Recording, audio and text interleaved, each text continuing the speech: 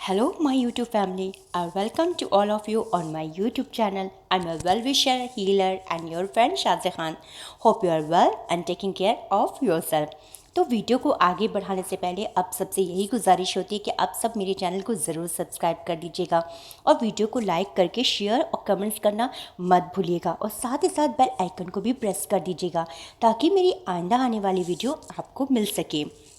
Budget में सेहत का हिस्सा बढ़ना चाहिए, इसकी चर्चा हम ज़रूर करते हैं, लेकिन हम अक्सर घरेलू बजट में सेहत को अंदाज कर देते हैं।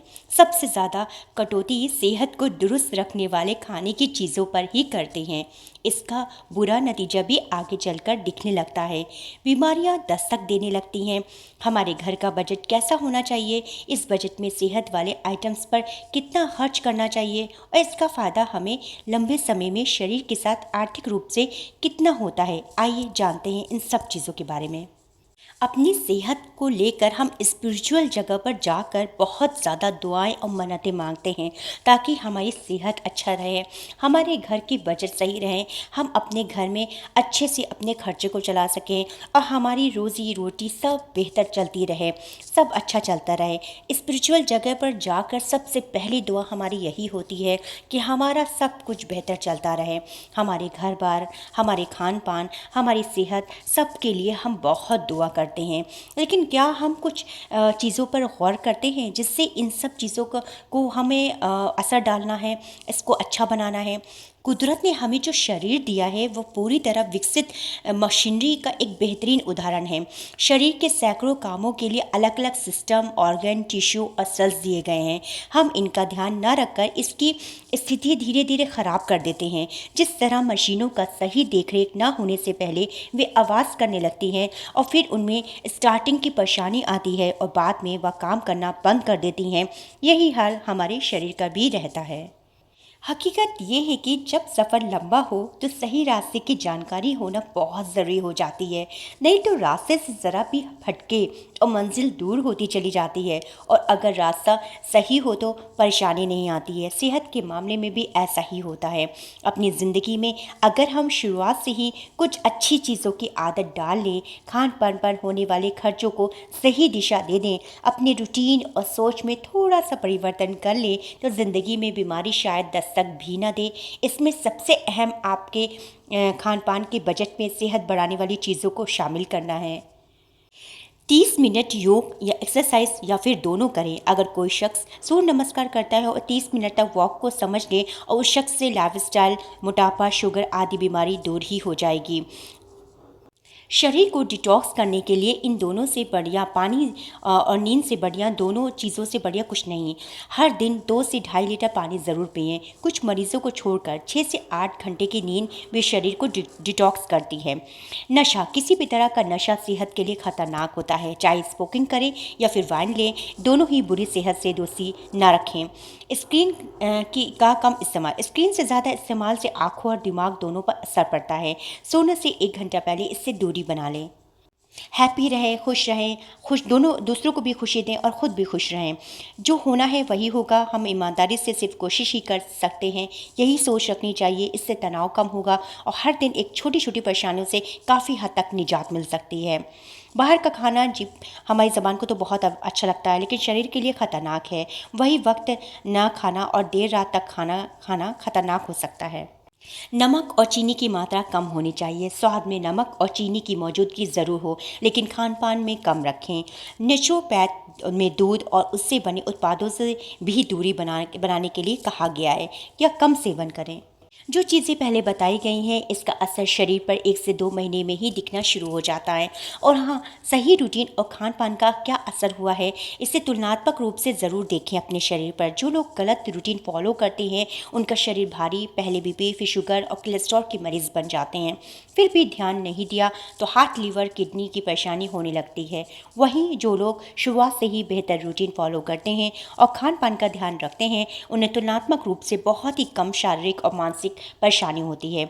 अगर किसी को बीपी, शुगर या दूसरी बीमारियों की शुरुआत हो चुकी हो तो भी सही रूटीन फॉलो करने से इन पर बहुत ही आसानी से काबू पाया जा सकता है।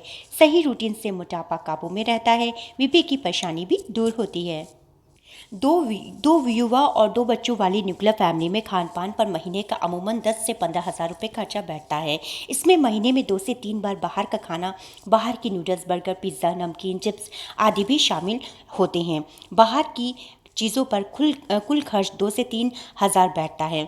इसकी मात्रा में अगर हम अनहेल्दी फूड आइटम लेते हैं तो अगले 10 से 15 साल में शरीर पर लगाना होगा 1000 गुना ज़्यादा फंड।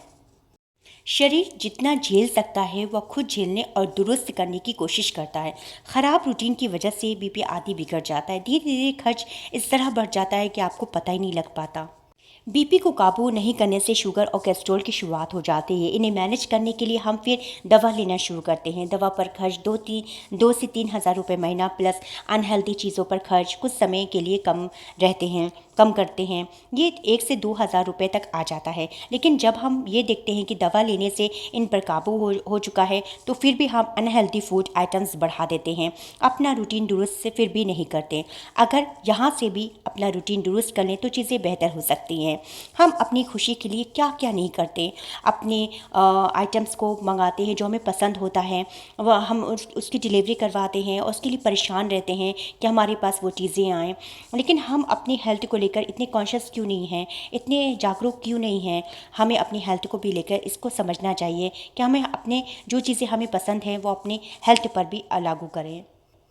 हम ऑनलाइन हो या ऑफलाइन, हमें वही देखना पसंद है जो हमें अच्छा लगता है, वही हम वो चीज़ें हमें अट्रैक्ट करती हैं। हमें भी समझना चाहिए कि हमारी बॉडी को क्या चीज़ अट्रैक्ट करती है। जिस परेशानी को पैदा ही नहीं होना चाहिए था उसे पाल पोस कर हम बड़ा कर देते हैं। इस स्थिति में पहुंचा देते हैं कि वह हमारी ज़रूरी अंग जैसे किडनी, लीवर, हार्ट, फेफड़े कमज़ोर कर देती है। फिर होती है बड़े ऑपरेशन की तैयारी यानी ट्रांसप्लांट की। इससे सफल होने की पूरी गारंटी भी नहीं होती है।